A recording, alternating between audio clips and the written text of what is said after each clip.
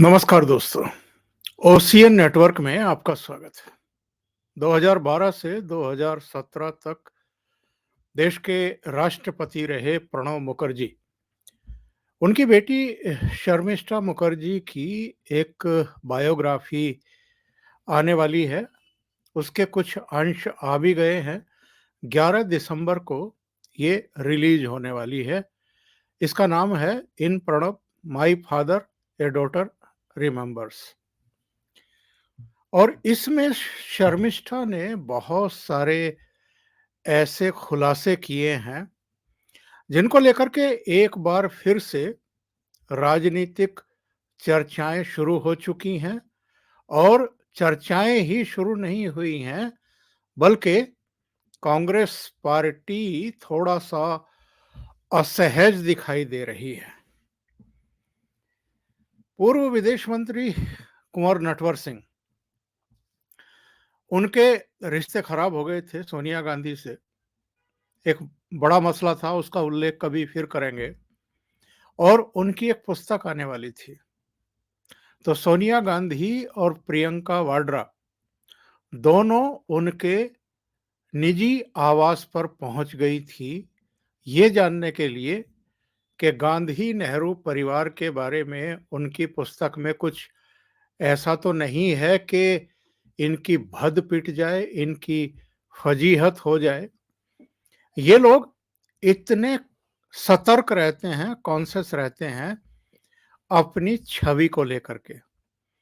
अब शर्मिष्ठा मुखर्जी 2 साल पहले तक कांग्रेस की सदस्य हुआ करती थी, बल्कि कहना चाहिए कि प्रवक्ता थी दिल्ली यूनिट की, और सक्रिय भी रहती थी।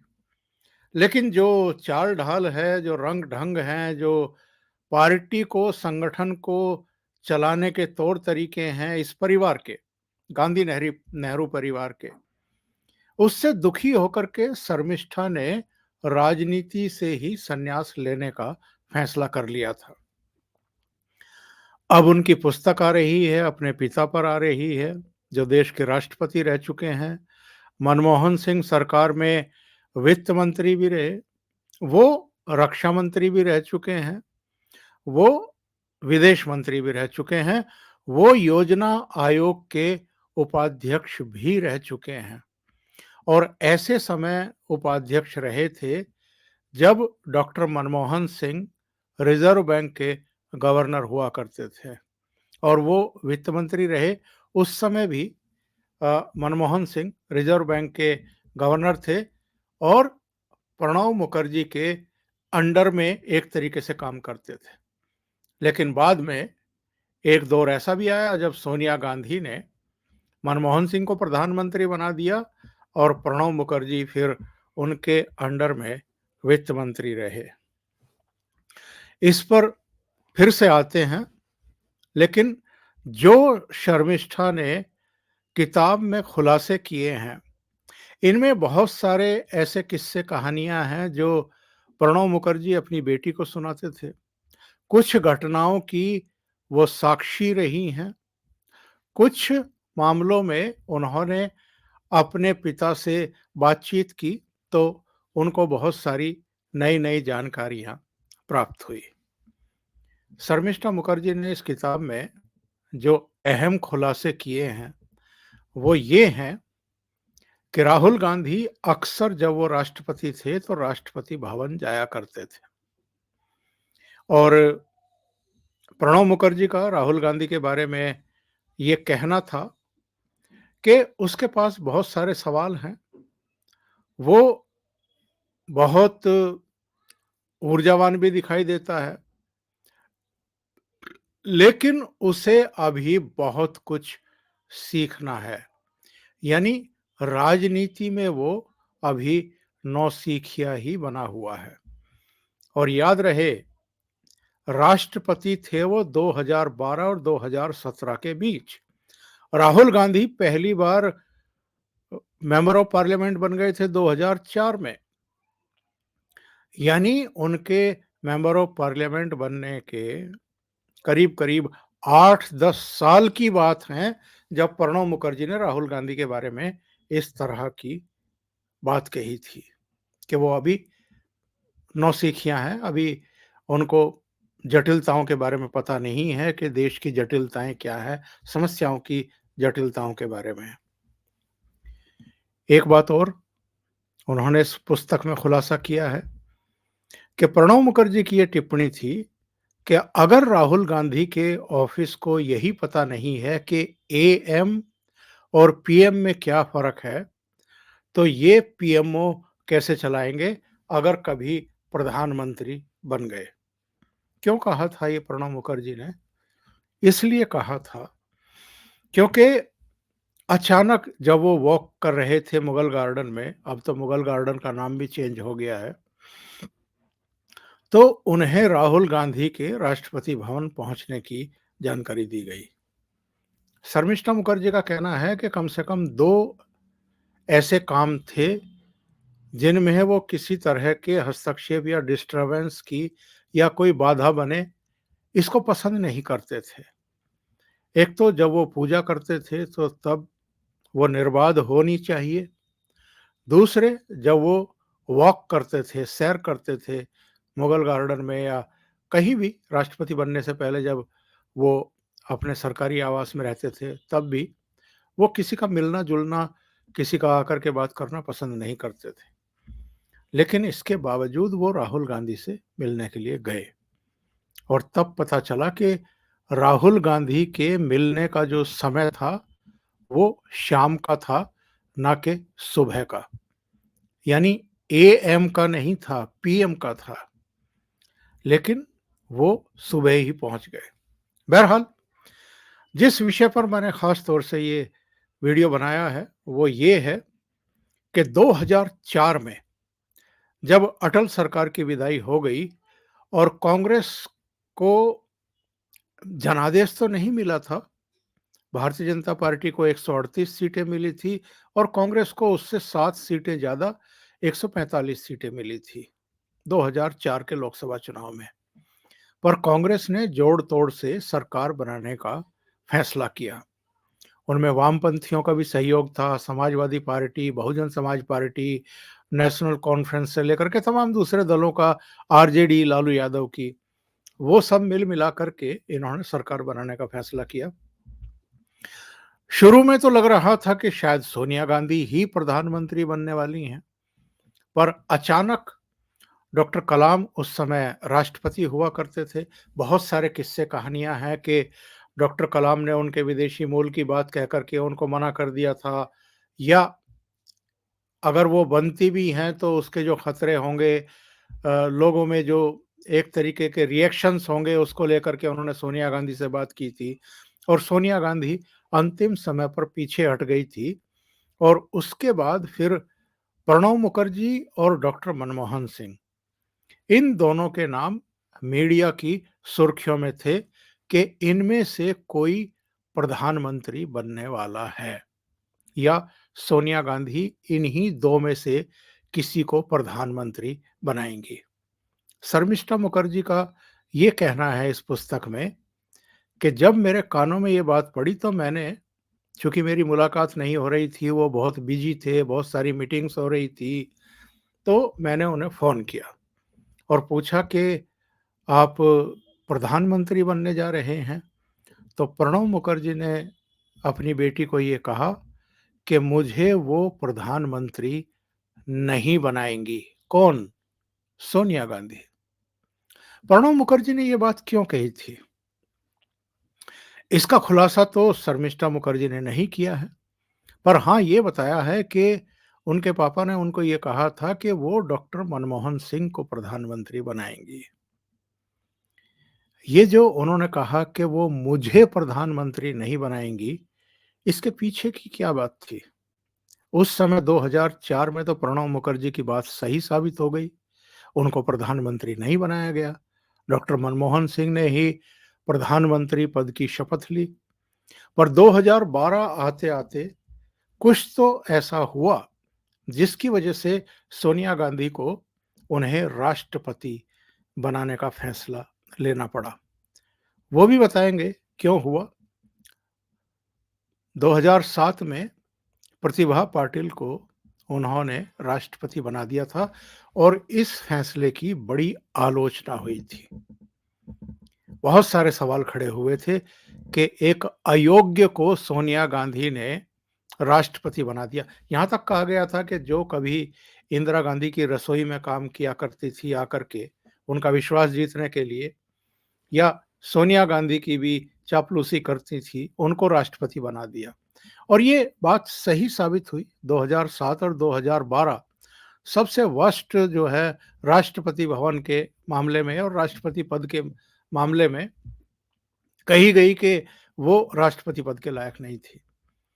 प्रेशर था सोनिया गांधी पर, और उस प्रेशर में और प्रणब मुखर्जी की लगातार अनदेखी और उनको लगातार यूज भी करते जाने की जो बातें चारों तरफ उठ रही थी, तो फिर उनको राष्ट्रपति बनाया गया। पर 2004 में उनको प्रधानमंत्री क्यों नहीं बनाया गया? बहुत कम लोगों को जानकारी होगी। जब इंदिरा गांधी की 1984 में हत्या हुई थी, उस समय राजीव गांधी पश्चिम बंगाल के दौरे पर थे। प्रणब मुखर्जी भी कलकत्ता में थे। जब राजीव गांधी को जानकारी मिली कि इंदिरा गांधी को गोलियां मारी गई हैं और उनको एम्स लेकर के जाया गया है, सोनिया गांधी भी उनके साथ गाड़ी में गई हैं, एम्बेसडर कार में, तो राजीव गांधी ने तुरंत अपना दौरा खत्म करके और वापस दिल्ली लौटने का फैसला किया। जिस विमान से वो आ रहे थे उसमें प्रणब मुखर्जी भी उनके साथ थे, बराबर बराबर वाली सीटों पर बैठे हुए थे। तो राजीव गांधी ने प्रणब मुखर्जी से पूछा कि इन परिस्थितियों में क्या किया जाना चाहिए, क्या किए जाने की रवायत है, परंपरा है। यानी अगर प्रधानमंत्री की ही हत्या कर दी जाए या प्रधानमंत्री ही का ही देहावसान हो जाए, तो ऐसे में क्या आगे की कार्रवाई की जानी चाहिए प्रधानमंत्री पद को लेकर के। तो प्रणब मुखर्जी ने कहा कि 2 ऐसे इंसिडेंट हुए हैं अब तक। जवाहरलाल नेहरू 1964 में नहीं रहे थे, तो गुलजारी लाल नंदा को केयर टेकर प्रधानमंत्री बनाया गया था। फिर लाल बहादुर शास्त्री जब ताशकंद की यात्रा पर थे, तो वहां उनकी संदिग्ध मृत्यु हो गई थी। तो उस समय भी गुलजारी लाल नंदा को ही केयर टेकर प्रधानमंत्री बनाया गया था। बाद में इंदिरा गांधी और जवाहरलाल नेहरू के बाद में लाल बहादुर शास्त्री बनाए गए थे। तो जब ये दिल्ली आकर के उतरे, तो दिल्ली हवाई अड्डे पर कांग्रेसियों के जो उस समय वरिष्ठ नेता थे, माखनलाल पोतेदार से लेकर के कई लोग थे, उन्होंने राजीव गांधी की अगवानी की और वहां से माखनलाल पोतेदार राजीव गांधी की ही गाड़ी में एम्स पहुंचे। तो रास्ते में राजीव गांधी ने जो प्रणब मुखर्जी से बातचीत हुई थी प्रधानमंत्री पद को लेकर के कि ऐसी इमरजेंसी में क्या किया जाए, वो सारी जानकारी माखनलाल पोतेदार को दी। तो माखनलाल पोतेदार का कहना था राजीव गांधी से कि आपकी समझ में नहीं आया कि प्रणब मुखर्जी ने आपको ये बात क्यों कही है? तो उन्होंने कहा कि नहीं। उन्होंने कहा कि वो खुद प्रधानमंत्री बनना चाहते हैं, क्योंकि उनको लगता है या वो सीनियर मोस्ट हैं और सीनियर मोस्ट को यानी गुलजारी लाल नंदा को उस समय 2 बार केयर टेकर प्रधानमंत्री बनाया गया था, तो ये प्रधानमंत्री पद पर काबिज होना चाहते हैं। राजीव गांधी को राजनीतिक समझ थोड़ी कम थी, कानों के कच्चे थे। उनको लगा कि प्रणब मुखर्जी तो ठीक आदमी नहीं है और उन्होंने प्रणब मुखर्जी से दूरी बनाना शुरू कर दिया। 1984 में लोकसभा के चुनाव डिक्लेयर हो गए। इंदिरा गांधी की मृत्यु की जो सहानुभूति थी पूरे देश में, उसका फायदा राजीव गांधी और कांग्रेस पार्टी को मिला। 400 से अधिक सीटें कांग्रेस को मिली, जो इतिहास में कभी किसी को नहीं मिली। जवाहरलाल नेहरू को भी नहीं मिली, इंदिरा गांधी को भी नहीं मिली थी। ये फिर से प्रधानमंत्री बन गए, लेकिन खुंदक देखिए, असुरक्षा देखिए, इनसिक्योरिटी जिसको कहें, इन्होंने प्रणब मुखर्जी को कैबिनेट मंत्री भी नहीं बनाया। तो प्रणब मुखर्जी को बहुत बुरा लगा। ये उनके आत्मसम्मान को एक बहुत बड़ी ठेस थी और कुछ समय बाद प्रणब मुखर्जी ने अपनी एक अलग पार्टी बनाई और कांग्रेस पार्टी छोड़ दी। ये तो बाद में नारायण दत्त तिवारी, कुछ दूसरे नेताओं ने बीच में पड़ करके, जब सिक्किम वगैरह में चुनाव थे, त्रिपुरा में थे, बाद में पश्चिम बंगाल में भी होने वाले थे, राजीव गांधी को समझाया, गलतफहमियां दूर करने की कोशिश की गई और बाद में प्रणब मुखर्जी की कांग्रेस में वापसी हुई। वो योजना आयोग के उपाध्यक्ष भी रहे, बाद में वित्त मंत्री भी रहे, पीवी नरसिम्हा राव के समय भी, और उनकी बहुत अहम भूमिकाएं रही। लेकिन वो जो घटना थी, उसने कहीं ना कहीं इस नेहरू गांधी परिवार के मन में, मतलब इनसिक्योरिटी के बीज ऐसे रोपित किए कि इतने योग्य होते हुए भी प्रणब मुखर्जी के प्रति इनकी जो एक अलग तरह की भावना थी, वो 2004 तक भी जारी थी। और जब प्रणब मुखर्जी राष्ट्रपति नहीं रहे, उसके बाद भी एक दो घटनाएं ऐसी हुई जब इस 10 जनपद परिवार यानी गांधी नेहरू परिवार की जो उनसे अदावत थी, जो उनसे नाराजगी थी, वो निकल करके सामने आई थी। एक तो वाकया ये हुआ था कि आरएसएस ने उनको नागपुर बुलाया था, संघ मुख्यालय बुलाया था।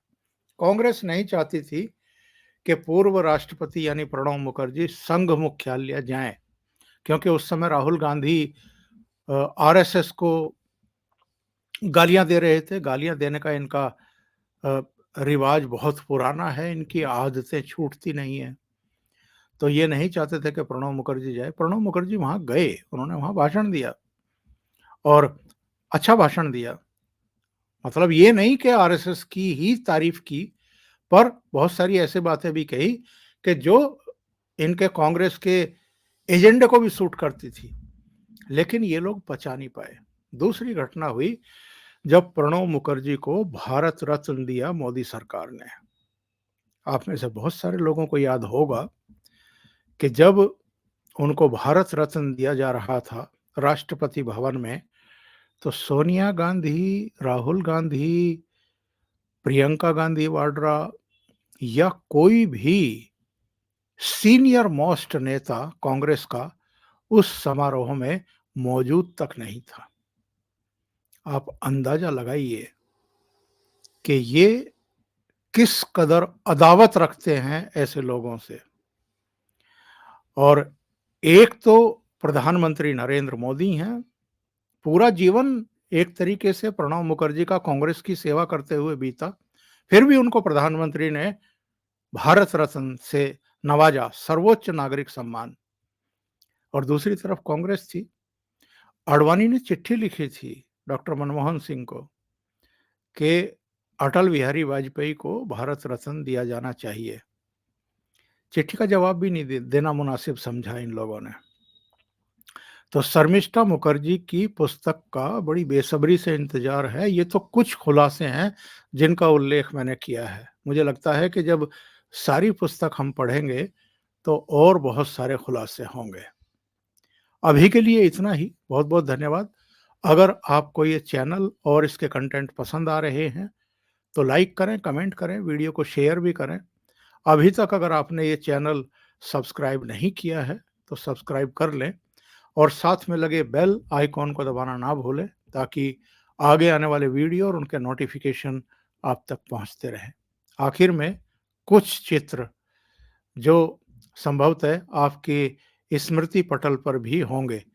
एक चित्र ये, जिसमें डॉक्टर मनमोहन सिंह भी हैं, सोनिया गांधी भी हैं और प्रणब मुखर्जी भी हैं। जब प्रणब मुखर्जी राष्ट्रपति बन गए थे, ये उस समय का चित्र है। संभवतः या तो राजघाट का है या शांतिवन का है या राजीव गांधी की। और ये जब राहुल गांधी कांग्रेस के अध्यक्ष बनाए गए थे तो राष्ट्रपति भवन गए थे और प्रणब मुखर्जी ने उनके सिर पर एक फूल रख कर के उनका स्वागत किया था। ये राष्ट्रपति भवन का ही है और बतौर राष्ट्रपति राष्ट्र को संबोधित करते हुए प्रणब मुखर्जी और ये उनकी बेटी शर्मिष्ठा मुखर्जी, जिन्होंने पुस्तक लिखी है और खुलासे किए हैं उस समय के। ये एक विदेश यात्रा के समय शर्मिष्ठा मुखर्जी अपने पापा के साथ और ये दिल्ली में ही राष्ट्रपति भवन में संभवतः भूटान नरेश का स्वागत करते हुए प्रणब मुखर्जी और प्रधानमंत्री की पत्नी और साथ में प्रणब मुखर्जी के उनकी बेटी शर्मिष्ठा। अभी के लिए इतना ही। बहुत बहुत धन्यवाद। नमस्कार।